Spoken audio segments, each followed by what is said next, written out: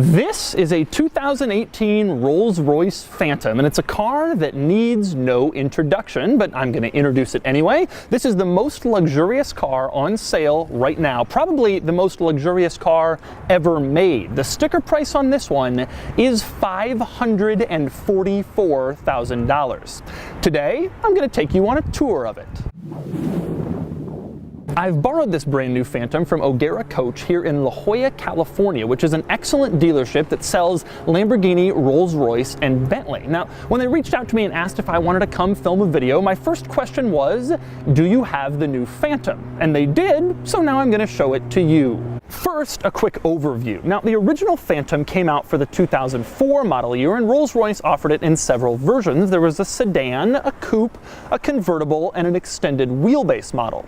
This is the brand new redesigned 2018 Phantom, and even though it looks fairly similar to its predecessor, it has a lot of new features and luxury equipment and cool gadgets, which I'll show you. Under the hood is a 6.75-liter twin-turbo V12 with 563 horsepower and 664 pound-feet of torque. So what's so cool about the Phantom? Oh, so much. Today I'm going to take you on a tour of it. I'm going to show you the many quirks and features of the world's most luxurious car. Then I'm going to drive it, and then I'm going to give it a Doug score. And for more of my thoughts on the Phantom, click the link below to visit autotrader.com/oversteer, where I've also compiled a list of the cheapest used Rolls-Royce models currently listed for sale on AutoTrader.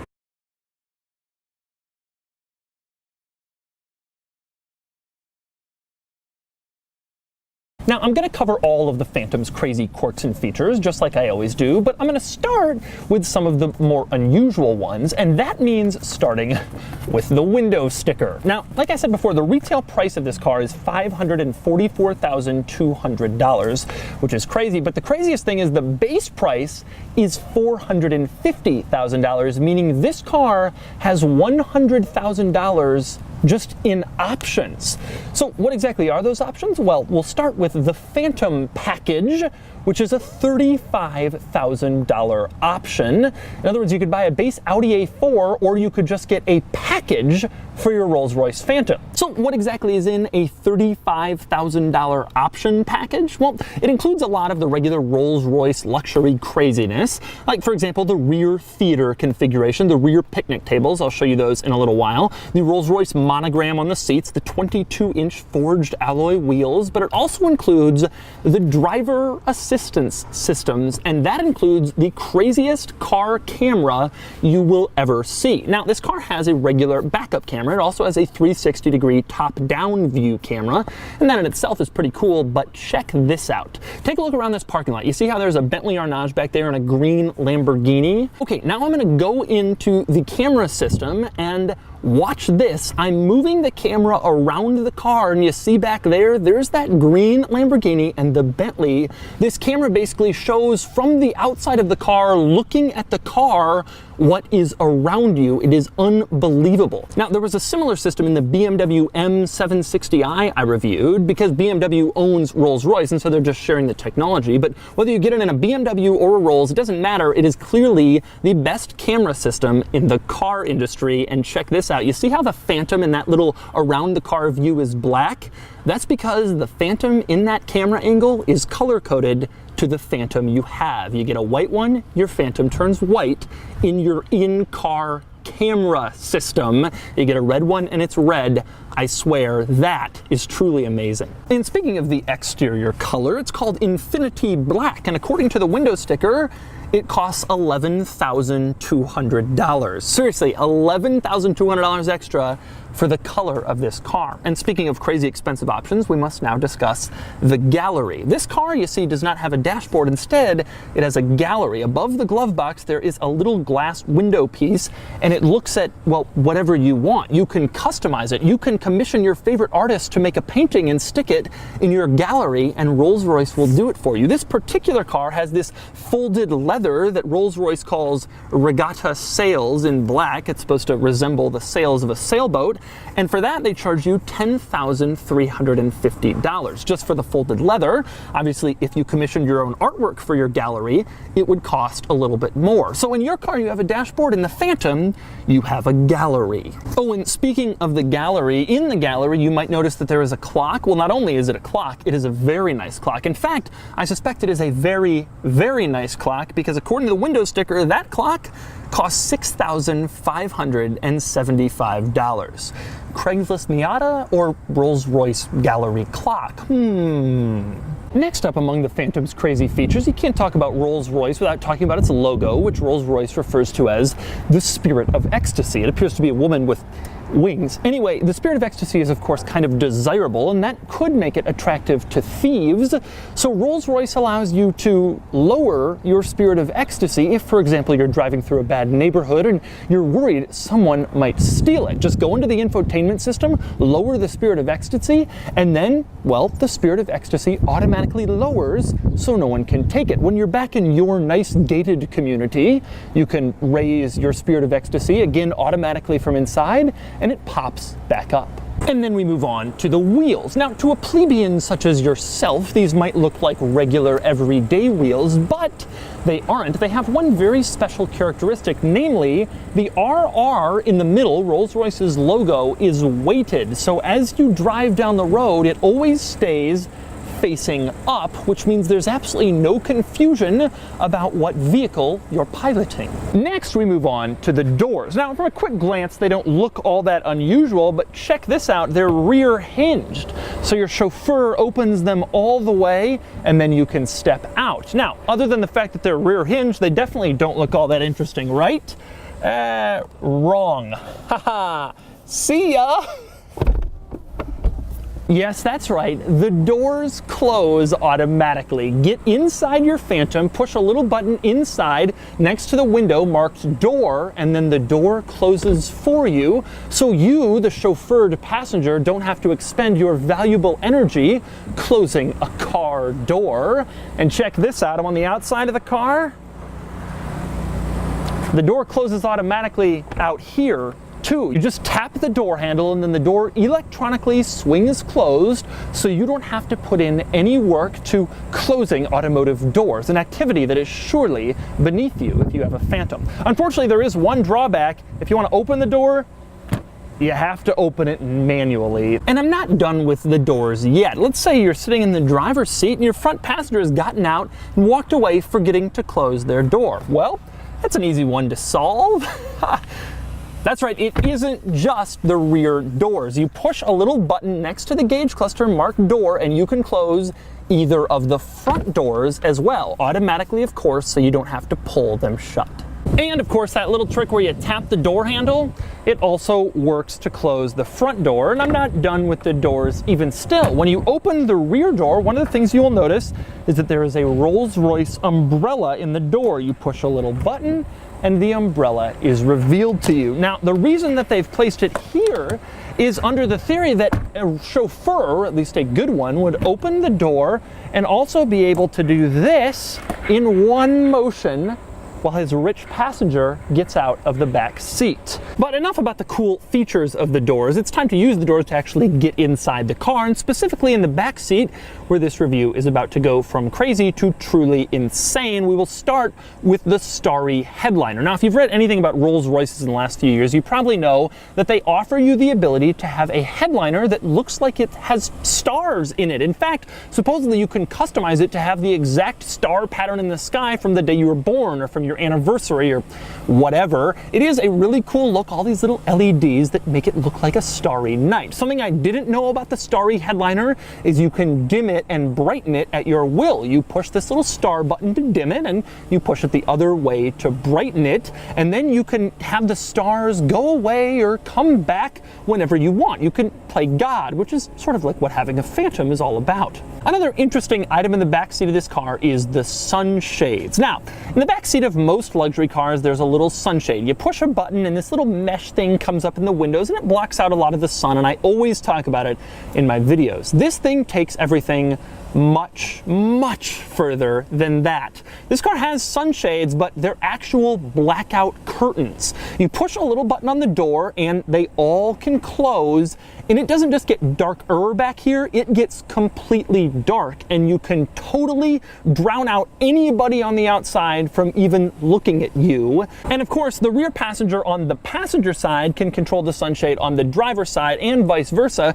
so that regardless of which seat you're sitting in, you can completely black out the rear of the car so you don't have to come in contact with any of the peasants in the outside world. Oh, and by the way, these rear blackout sunshades, yeah, that's a $7,700 option, one that I think some chauffeured passengers would tell you is well worth it. Now, speaking of door controls, another interesting one in this car is the climate controls. This car has 4-zone climate controls, one for each main seat.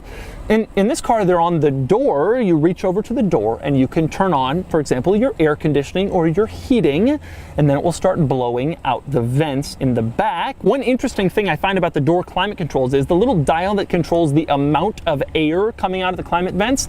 It doesn't just say 1, 2, 3, 4, show a picture of the air increasing. Instead, it says soft, medium, high, max, to sort of make it a classier experience when you're turning up your air in back. Next up, you climb into the back seat of this thing, and at first glance you might be thinking, really?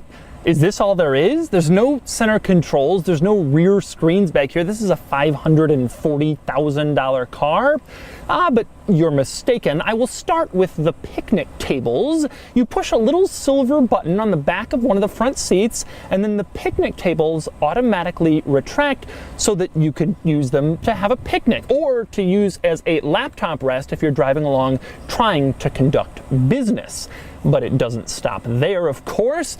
You want to know where those center controls are? Well, you just drop this center console and then you push this silver button and the center controls are presented to you. Note, by the way, before I get into that you don't just open up this lid. Instead, you push the button and then the lid opens ever so quietly, and then there are your center controls. And if you want those rear screens to appear, well, you've got them. Just press L or R in the center controls depending on which screen you want, and then it appears automatically from the back of the front seat. And check this out, let's say you're done with your screen, you want to put it away and just sit back here. Well, you just push the same silver button you did to get the picnic table out, and the screen and the picnic table retract automatically back into the front seat.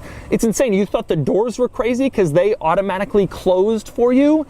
This car, you don't even have to open and close your own rear picnic tables. But let's not put up those screens just yet, because there is oh so much more to cover. For example, if you're sitting back here and you want the driver to go somewhere else, you can pull up the navigation system on these rear screens. You can find a destination and then it shows up on the center screen in the front, and then the driver goes to that destination. So you can be in control of the navigation. Of course, you can also be in control of the stereo. You can go into the radio controls, you can choose the station, the song, the media type, everything from back here. Here's the interesting thing. If you want to change the volume, it's little buttons next to where the door closer button is, right next to the rear window. There's a volume plus and a volume minus button. You press them and they change the volume. It's an odd placement. Some interesting items on those rear screens. How about the fact that there's not only a setting for heated seats, there's a little button in the door. You push it, the heated seats turn on, but you can go into the screens and configure your heated armrests to come on when your heated seat is on. I'm serious. So you can be sitting there getting your butt and back heated, and also your arms as you drive down the road. And then there's the massage function. Of course, there's a massage function. That's not all that surprising, but just look at how many different options you have when getting a massage. Mind you, you're sitting in an automotive seat. You can choose between all these different massage items. That's what you get when you spend $544,000. And of course, you can do more than that with the rear screens when you're sitting back here. For example, you can check like the trip info. You can check the fuel economy. You can check the range, how fast the driver is going. You can really sit back here and police him. Jeeves, don't you think you only have 37 miles of range left? Don't you think maybe it's time to go to a filling station?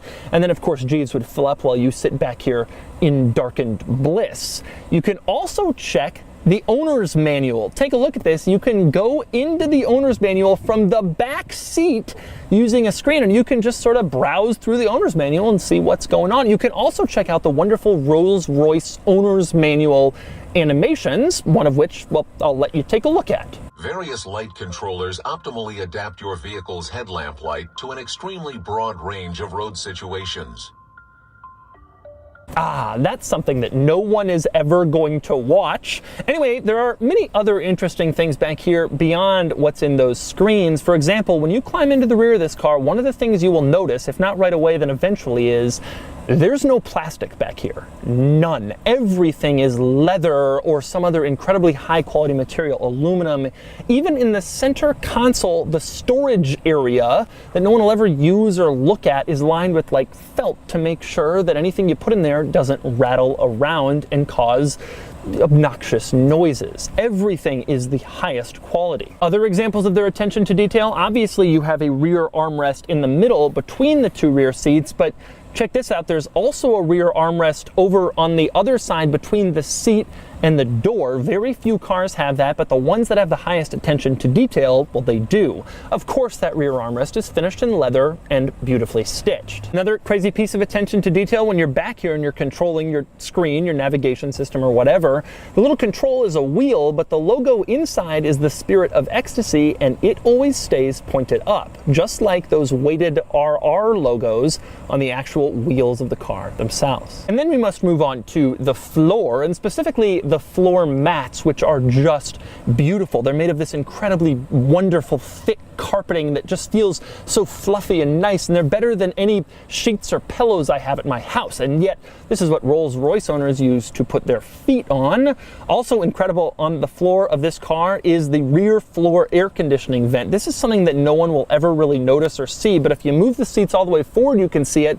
They finished it completely in aluminum. They could have cheaped out, made this plastic, save $40 a car, but well, you just don't do that when you're Rolls-Royce. Moving back up, I want you to take a look at the seats, and specifically the top of the seats, that headrest. It's not just a headrest, it's like a pillow, and it's plush, and it's oh so wonderfully soft.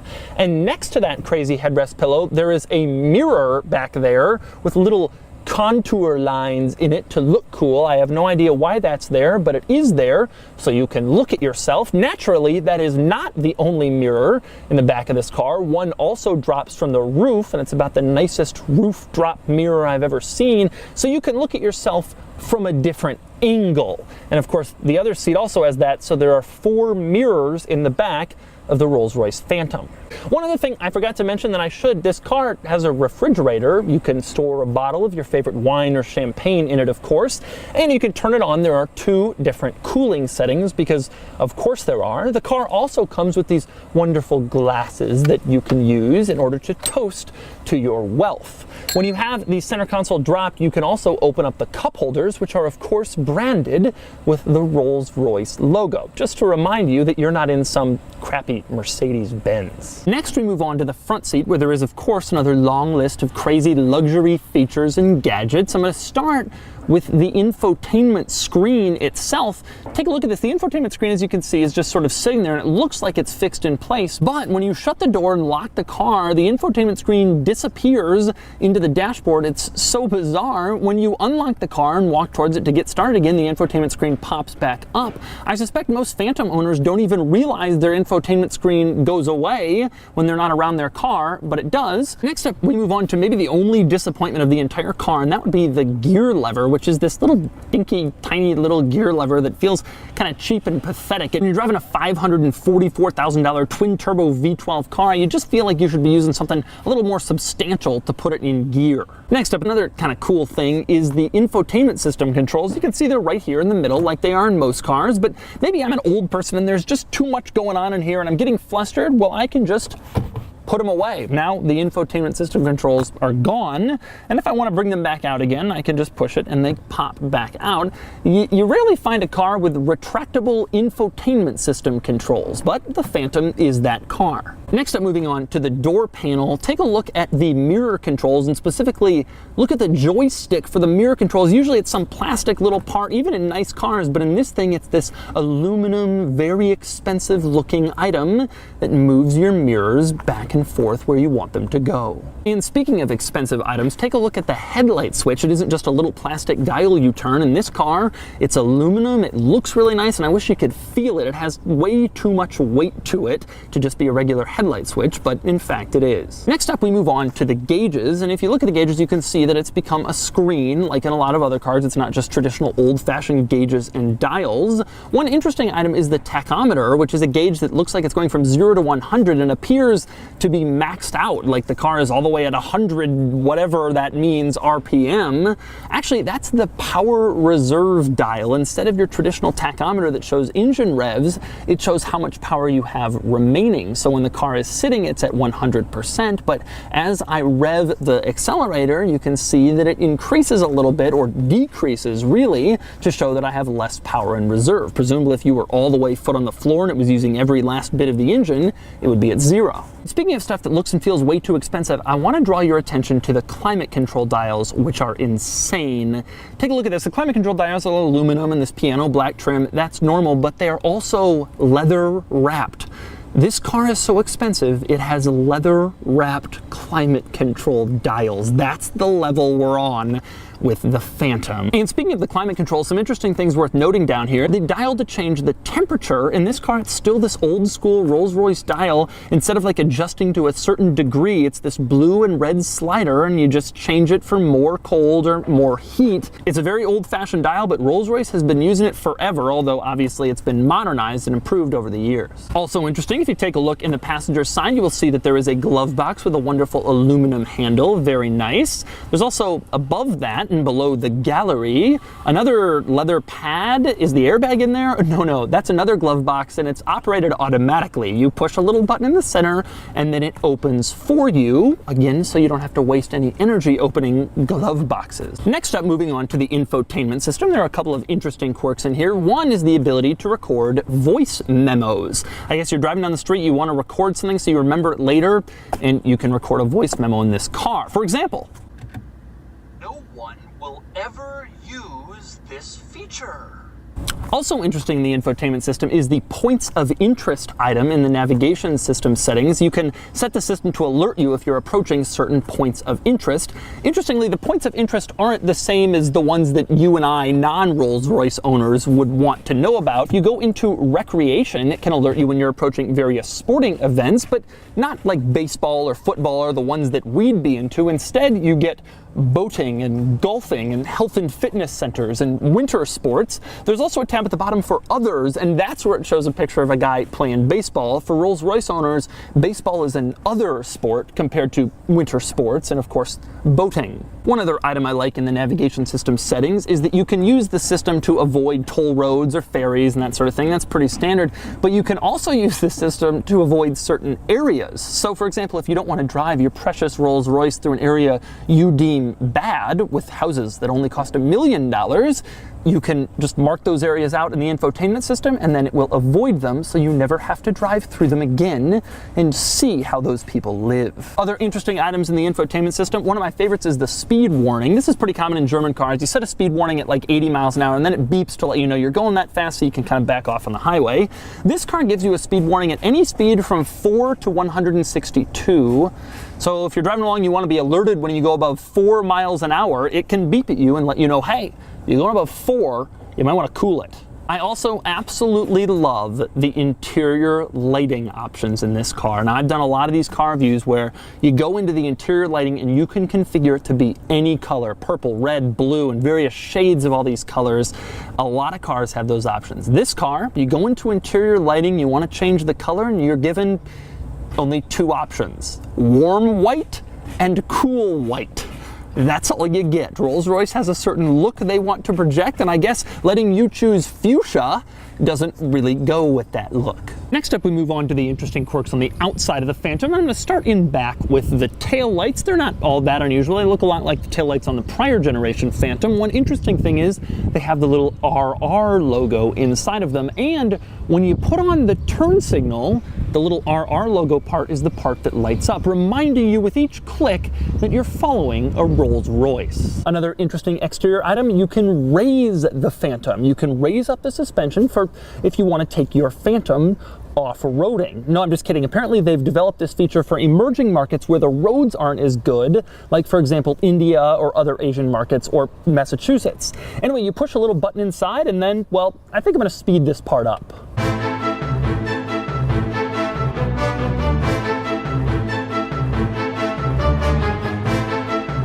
Now look at this, there's like 3 more inches of ground clearance under here than there was when it was in its lowest mode, which I had it in before. It really looks like some sort of off-roader Phantom. Another interesting thing about the raising and lowering is the button inside to raise and lower the Phantom has a diagram on it of a Phantom, and this is carried through to various other places. For example, the switch to open the trunk on the driver's door panel has the unmistakable rear roofline of the Phantom, and even the traction control warning light to let you know you've turned off the traction control or it's active, that has the rear end of a Phantom sort of slipping on the road. You will also find the Phantom's outline on the power trunk closer button, the button that you come back here and press in order to close the trunk.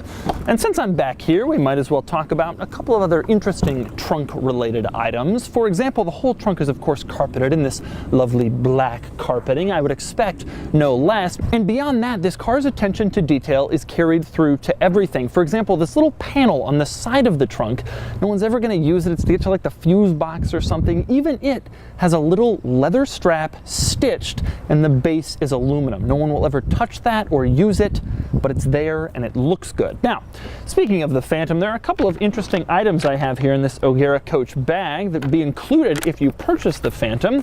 One is inside this little box. You open this box and you discover another box. You open that box and you get another box, and if you open that box, you will see a pen. Now that, however, is not my favorite one of these little Phantom extras that you get. Here is another box.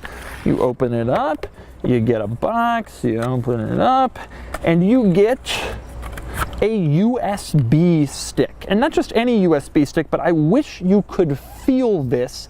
It's the heaviest USB I ever felt. Of course, it's also shaped like the Rolls-Royce Wraith. It's a very beautiful USB stick. And finally, we move under the hood and you can see the Rolls-Royce 6 3/4 liter V12 in all its beauty. And on top of it, there is a plastic engine cover, just like in pretty much every other car. A couple of interesting things under here. One is that it says Phantom, hand-built in Goodwood, England, on a little plaque under the hood. Interestingly, that's the only place in the entire car where it actually says the word Phantom. You're just supposed to know. I also like the oil cap. Take a close look and you can see the Rolls-Royce logo on it, which probably quadruples the price of that oil cap compared to a regular plastic one. So those are the insane quirks and features of the new Phantom. But now it's time to drive it, because a luxury car isn't only about gadgets and upholstery and quirks and features. It's also about driving down the road and drowning out the sound of everyone else. All right, driving